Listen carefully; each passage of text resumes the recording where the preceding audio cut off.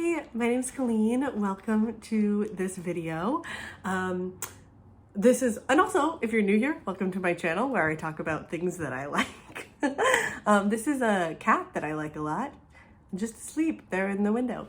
But today, I am going to talk about my favorite books about being sick, fiction edition. So if you haven't seen the previous video, that is my favorite books about being sick, nonfiction, I highly recommend it because I enjoyed making it. And I think there are some really good fiction or nonfiction recs in there about being sick from the perspective of someone who is sick. So today I'm going to talk about my favorite fiction about being sick. And I'm just not even going to pretend that I have physical copies of these. I have one of the physical copies. It's up there. That's not, I don't know that was useful. So the first book that I'm going to talk about today, my first favorite book about being sick is, and this is a controversial take. Are you ready for a controversial take on the internet? One of my all-time favorite books about being sick is The Fault in Our Stars by John Green. I know. First of all, I'm so special to have read this book. Everyone in the world has read this book. And if you haven't, that's impressive. I did not read this book when it came out. A sort of through line that is important about who I am as a person is that I did not read growing up because I have a learning disability. And so I was in high school. I was a youth in high school when The Fault in Our Stars came out in 2014, the movie. I was also in 2012 when the book came out. I was also a youth in high school, but I completely missed me. I don't think I saw the movie, and I definitely didn't read the book. But I knew the story because it was in the ethos, and I was 16. But so I knew all of the stories about it and all of the competing narratives. I was not really on the internet, but I had friends who were Tumblr girlies, so I understand the journey of The Fault in Our Stars between the years of 2012 and 2014, but I had no part in it. I was not, I did not read this book then, and I did not see the movie, and it really missed me. So I picked up this book a couple of years ago, when I was in my 20s, as a person who was no longer a teenager, and so could read it, sort of in a retrospective way as opposed to a present tense way, which was very interesting. But I love this book.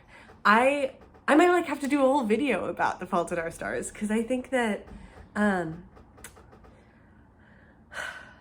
I was a sick high schooler. I was a sick kid when I was in high school. I was not terminally ill, as the characters are in the book, ish, but I was mysteriously ill, which in a lot of ways felt similar. And I also loved people who were, if not terminally, potentially terminally, and certainly mysteriously ill in high school. And this book captures that experience in a way I have never seen before in a piece of media, the experience of what it is like to be a teenager and think that you are dying and love someone who is or thinks that they are or could be dying. The real struggle between the limbo space of adulthood and childhood that teenagerhood always is, but especially is when it's also potentially the end of your life. And so much of being a teenager is grappling with big life questions. And in my experience, that is just tenfold when it also might be the only time that you have to be an adult or be a person, and trying to figure out what you believe and how to live a life worth living and how to make an impact and how to what it could mean to leave people behind, and what is your relationship to spirituality, and it is such an adult mature experience to be sick in that way, and to do it during this like really liminal time when it's sometimes hard to talk to your parents, and sometimes like I went to doctor's appointments on my own all the time. And I had to make adult medical decisions when I was not an adult. And that is not a knock on my parents, who are amazing and lovely and like really wonderful parents, and really, it just is a challenge. It just is a real challenge to be a child who is also being an adult, and loving people at the same time. You sort of exist in your own orbit, and you exist in your own world, and you exist fractionally and fractally in the present and the potential future. And I think that book deals with teenage illness and the sort of mystery of it in a way that is so honest and so graceful and so funny, and so real and so raw. And like John, I think I talked about this in my last video, John was not a sick teenager, and it is amazing to me that he was able to sort of capture what it meant to be a sick teenager. I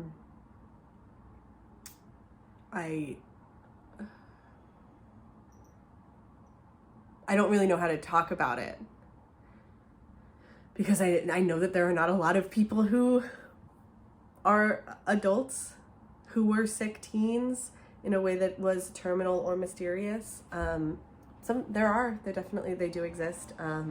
But and I understand that there is so much weight around that book.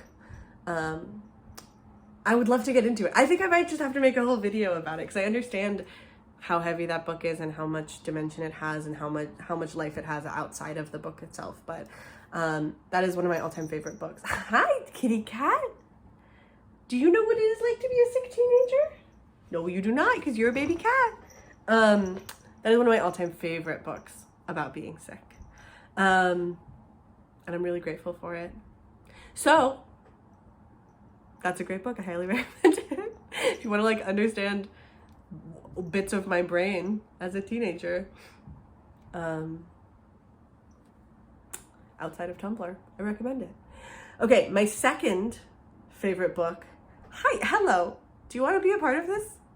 My second favorite book about being sick, I mean, this is not a ranked order. This is just the second book I'm talking about, is a new book. It is a book I read within the last year, which is so exciting. And that is Tomorrow and Tomorrow and Tomorrow by Gabrielle Zevin, which I also just like, top-notch book. It's very funny to me, especially because of the rest of the books I'm going to talk about today. It's very funny that these first two books are like sensations.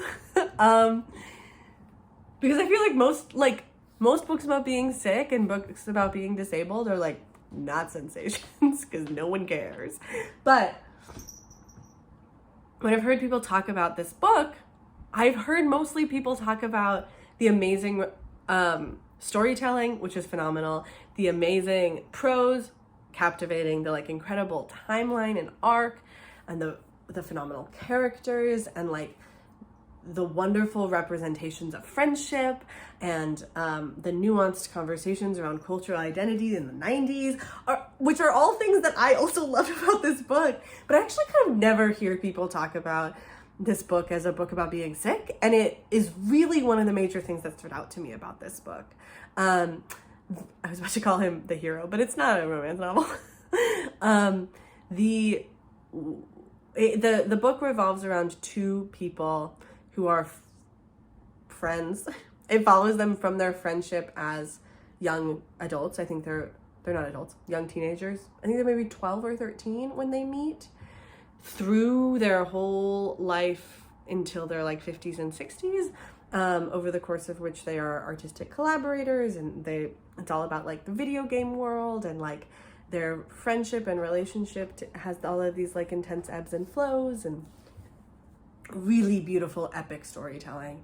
But the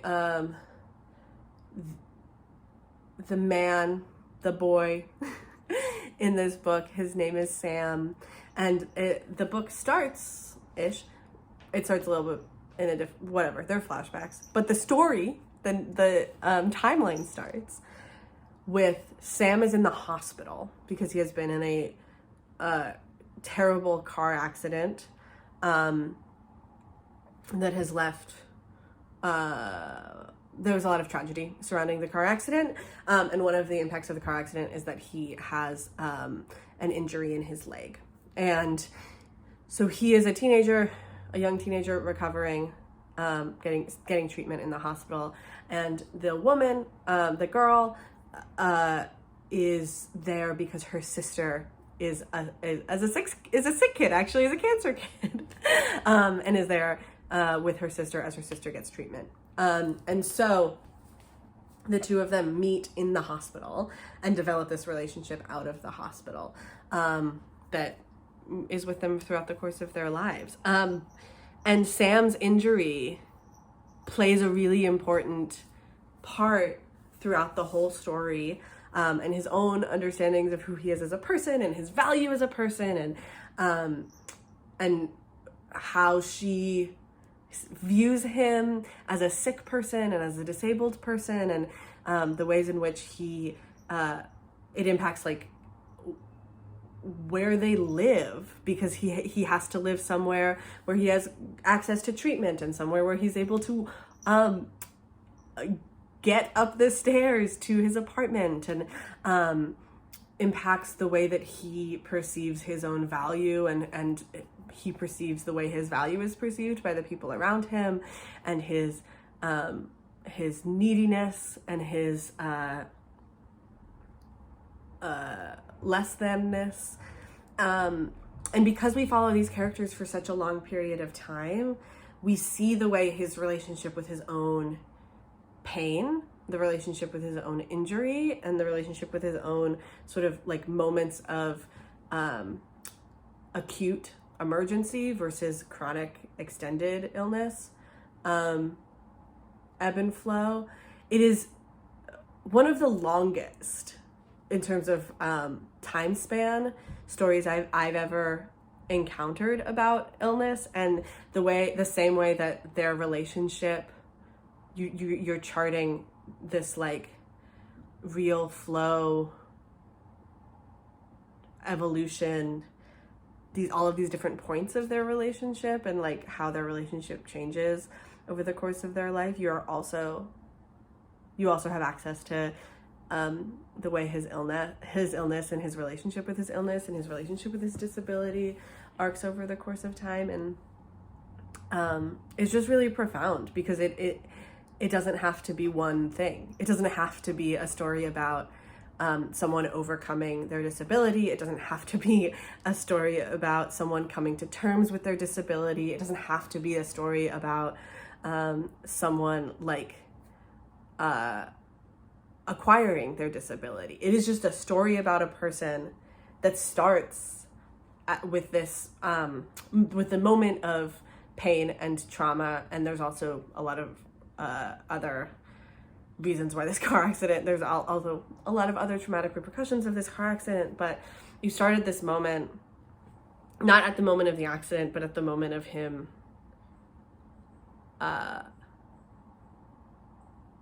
being perceived of one of the first times in his life as a disabled person, and the way that his disability, he is able to incorporate his disability into his identity and into his relationships and into the choices that he makes in his lifetime. And so I think the arc of that story is really essential to the way that disability functions within it. And I just loved it, right? Like, so often we get stories about disability and sickness as a single event or in a single moment, or in a chunk of a journey, and we just got to see so much nuance and so much flow and so much time. And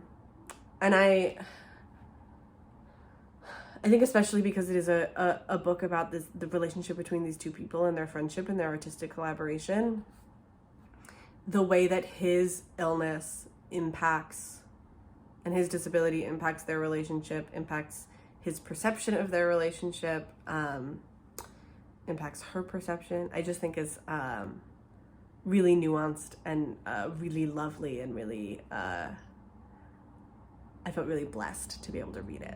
So, tomorrow and tomorrow and tomorrow. If no one else talking about it has convinced you to read it, I think that you should read it. I do think that you should check content warnings, though, not around the disability or illness, but there are just some other stuff in there that I recommend. He just has such a nuanced and complicated relationship with his own body, in a way that I think we rarely get access to in narratives that are shorter term. So that is a great one. And the third piece of fiction that I'm going to talk about today, these are just my top three. I'm going to talk about some special honorable mentions, but these are sort of the three, my really three favorites. And so the third one is just much more obscure than the first two, which is a play, and it is actually it's a one-act play by Maria Irene Fornes, who I actually talked about in my favorite plays of last season video. So if you haven't seen that, also go watch that. Maria Irene Fornes was a Cuban playwright who was incredible, forceful, impactful in the sort of 60s, 70s, 80s, 90s in American theater, and did a lot of important foundational, groundbreaking work as an off-Broadway, as an underground, as an experimental playwright and artist. She has a lot of amazing plays, and there are a lot of them that I love. But my favorite Maria Irene Fornes play is a play that you have never heard of, which is called Springtime. It is a one-act play about these two women who are in love, who are in a relationship, and one of them becomes ill. And I don't believe it is clear in the play what has happened to her and what her illness is. It's possible that it is. I don't remember. But it seems like it is a more acute experience of illness, or at least in this iteration of it, it is a more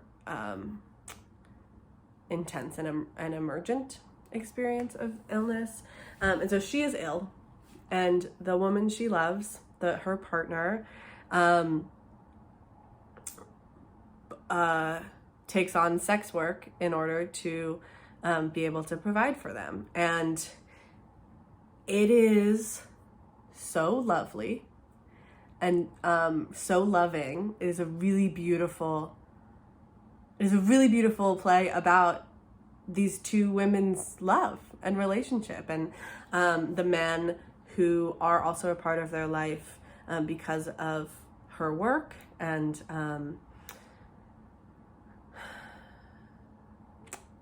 it is one of the most embodied pieces of theater I've ever read that is so concerned with. This is one of the things I love about Maria Irene Fornes, and she is so aware of and concerned with and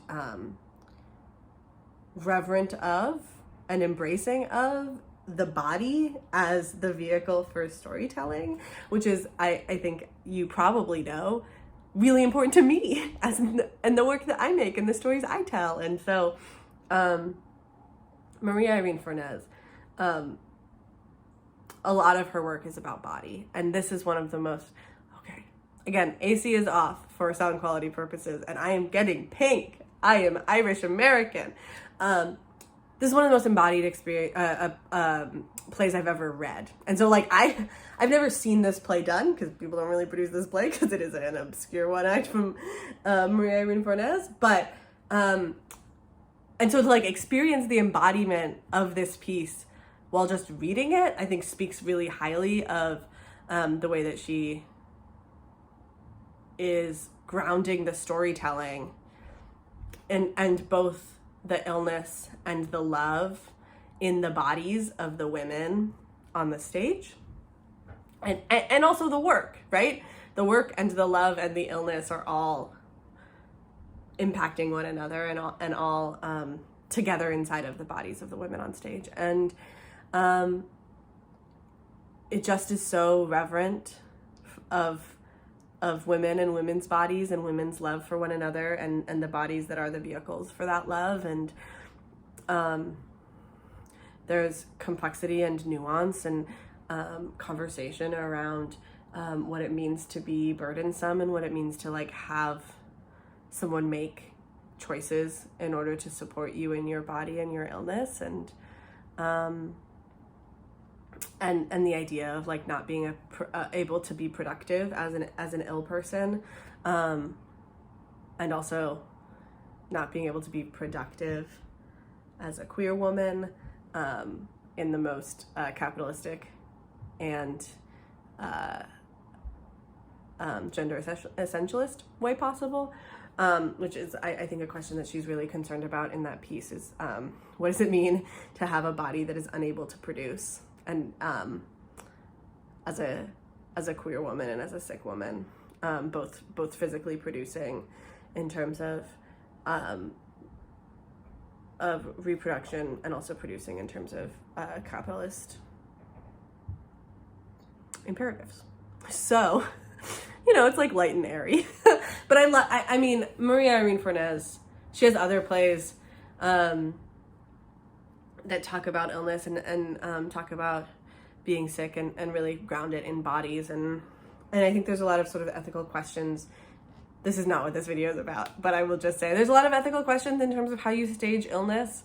And it's important to be casting disabled characters and sick characters in disabled and sick roles. And I think that there's also, there can sometimes be challenge in that. And that's a topic for another video. It's a thing I think about all the time. But Maria Irene Fornes, I think, is really interested in grounding bodily experiences in the bodies of performers. And I just really love it. So get your hands on some Fornes if you can.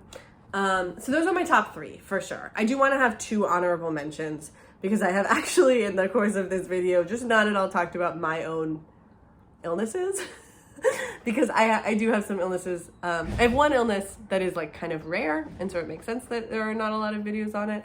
And I have one illness that is just extremely unrare, but there are not a lot of books about it. So my 2 favorite, I wanted to talk about my 2 favorite books I've ever read that deal with endometriosis, because that is actually an illness that a lot of people have. Just so many people for it to be kind of a mysterious illness that no one knows anything about. But my first is, again, kind of a sensational book, which is Conversations with Friends by Sally Rooney. I guess if we're going to talk about sensational Sally Rooney books, that would not be the first one. But Conversations with Friends, I kind of don't want to talk about the merits of the book and the intricacies of the book, which I did enjoy. But the thing that is bringing it into this conversation is that throughout the course of that book, the main character discovers that her period pain is endometriosis, and that her experience, her like excruciating experience of her body has a name and has a reason, and it is written about with like such meticulous gore and such like meticulous like actual terror. And there are a lot of things to say about Sally Rooney's writing and the stories that she tells, and I just want to talk about how true that story felt about what it is like to be in a body that experiences excruciating pain when doctors won't listen to you, and the like true terror of that, and the actual gore of that when it is associated with like blood and your body tearing itself apart.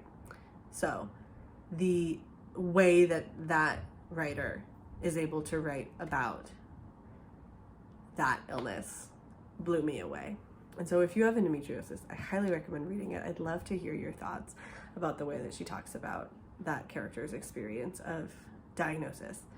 And then my second honorable mention that I just wanted to talk about is and another obscure short piece of fiction, which is a novella by Olivia Waite called a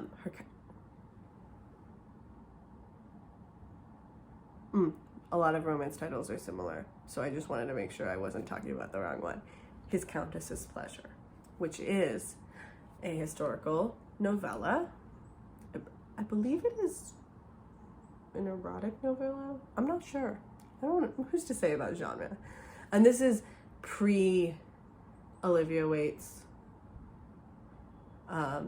Olivia Waite. Pre-Olivia Waite's Sapphic historical series, which I love. But this is one of her novellas, and the heroine, it is an arranged marriage of convenience. I think it's a marriage of convenience situation. And the heroine really, this is a book about infertility, so heads up about infertility, but the heroine really wants a child and goes through the experience of discovering her own infertility and realizing that the pain that she experiences is related to her infertility. And I think a lot about what someone like me, what my life would be like, and if I had lived at a different time. And I think that the way, and I'm not someone for whom the fertility aspect of my illness has come into play very much at the moment, but the way, and I will also mention that whenever endometriosis is in romance novels, which again is not very much, it is often as like a shorthand for infertility, but I think this book deals with it in a way that is really holistic in terms of the full illness. It is just a dimension of the illness that is, it is the reason that she gets diagnosed, I will say. And I really, really loved it. I really was blown away thinking about what it was like for people like me to live at different times from me, and to not have access to the sort of fundamental rudimentary knowledge of your body and how it works and why it works the way it does, and also not have knowledge of what your pain experience is, what coming from, and as well as the real emotional side of what the emotional healing journey that you go on when you experience a diagnosis like that is sort of like groundbreaking diagnosis. So that is a book where the sickness, it is more, the sickness representation deals a lot more with the emotional experience of sort of healing from that challenge, and I really loved that. So, some fiction recommendations about my favorite books about being sick. Thank you so much for watching. This was very fun for me. If you have favorite books about being sick, please let me know. I'm always looking for some. And I hope that you like and subscribe and come back and watch all of my videos. Thank you so much.